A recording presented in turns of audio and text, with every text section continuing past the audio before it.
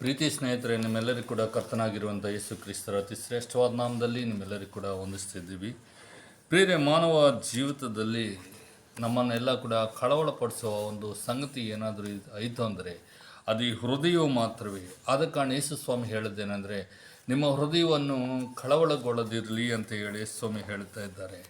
ಆದ ಕಾರಣ ಭಕ್ತನ ಒಂದು ಹಾಡನ್ನು ಹಾಡ್ತಾ ಇದ್ದಾನೆ. ಏನೆಂದರೆ, ಹೆದರ್ದಿರು ನನ್ನ ಮನವೇ, ಓ ನನ್ನ ಮನವೇ ಹೆದರದಿರು, ಕದಲದಿರು ನನ್ನ ಮನವೇ, ನೀನು ಕದಲಬೇಡ ನನ್ನ ಮನವೇ, ಹೆದರಬೇಡ ಅಂತ ಹೇಳ್ತಿದ್ದಾನೆ.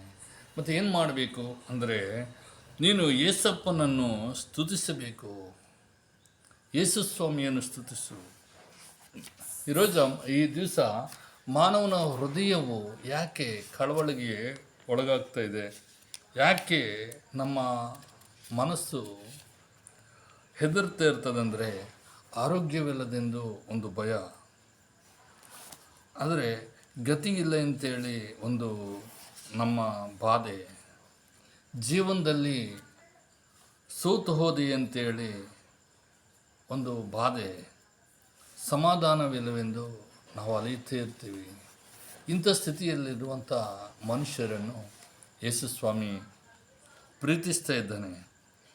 ಆರೋಗ್ಯವಿಲ್ಲದಂಥ ಹೇಳಿ ಭಯಪಡಬೇಡ, ಯೆಹೋವ ರಾಫ ನಿನಗಿರುವಾಗ ಆರೋಗ್ಯವೇ ನಿನ್ನ ಭಾಗ್ಯವು ಎಂದು ಹೇಳ್ತಿದ್ದಾನೆ. ದೇವರು ಇರುವಾಗ ದೇವರು ನಿನಗೆ ಆರೋಗ್ಯದಾಯಕನಾಗಿ ಇರುವನು. ಗತಿಗಿಲ್ಲ ಅಂತೇಳಿ ಚಿಂತಿಸ್ತಾ ಇದೆಯಾ? ಯೆಹೋವ ಈರೇ ನಿನಗಿರುವಾಗ ಆತನು ಜೊತೆಯಿದ್ದು ನಿನ್ನನ್ನು ಕಾಪಾಡುವನು. ಪ್ರಿಯರೇ, ಯೆಹೋವ ಈರೇ ಅಂದರೆ ದೇವರೇ ನೋಡಿಕೊಳ್ಳುವನು ಎಂದು.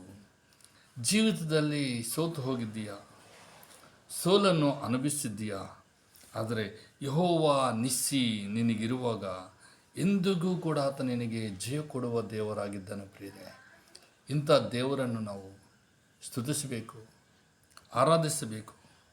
ಒಂದು ವೇಳೆ ಜೀವನದಲ್ಲಿ ಸಮಾಧಾನವಿಲ್ಲವೆಂದು ಅಲಿಯುತ್ತಿರ್ತೀಯ, ಆದರೆ ಯೆಹೋವ ಶಾಲೋಮ್ ನಿನಗಿರುವಾಗ ಸಮಾಧಾನದಿಂದ ನಿನ್ನನ್ನು ದೇವರು ನಡೆಸುವನಾಗಿದ್ದಾನೆ. ಆದ ಕಾರಣ ಈ ಸ್ವಾಮಿ ಕರೆಯುತ್ತಿದ್ದಾನೆ, ಇಲ್ಲೇ ಕಷ್ಟಪಡುವವರೇ, ಹೊರ ಹೊತ್ತವರೇ, ನೀವೆಲ್ಲರೂ ನನ್ನ ಬಳಿ ಬನ್ನಿರಿ, ನಾನು ನಿಮಗೆ ವಿಶ್ರಾಂತಿ ಕೊಡುವನು ಎಂದು ಯೇಸು ಸ್ವಾಮಿ ಕರೆಯುತ್ತಿದ್ದಾನೆ. ಯೇಸು ಹೇಳಿದನು, ನಾನೇ ಮಾರ್ಗವು ಸತ್ಯವು ಜೀವವೂ ಆಗಿದ್ದೀನಿ, ನನ್ನಿಂದ ಹೊರತು ಯಾರೂ ತಂದೆಯ ಬಳಿಗೆ ಬರುವುದಿಲ್ಲ ಅಂತೇಳಿ ಸ್ವಾಮಿ ಹೇಳುತ್ತಿದ್ದಾನೆ. ಪ್ರಿಯರೇ, ದೇವರು ನಮ್ಮನ್ನು ಪ್ರೀತಿಸ್ತಿದ್ದಾನೆ. ದೇವರು ಲೋಕದ ಮೇಲೆ ಎಷ್ಟೋ ಪ್ರೀತಿಯನ್ನಿಟ್ಟು ತನ್ನ ಒಬ್ಬನೇ ಮಗನನ್ನು ಕೊಟ್ಟನು.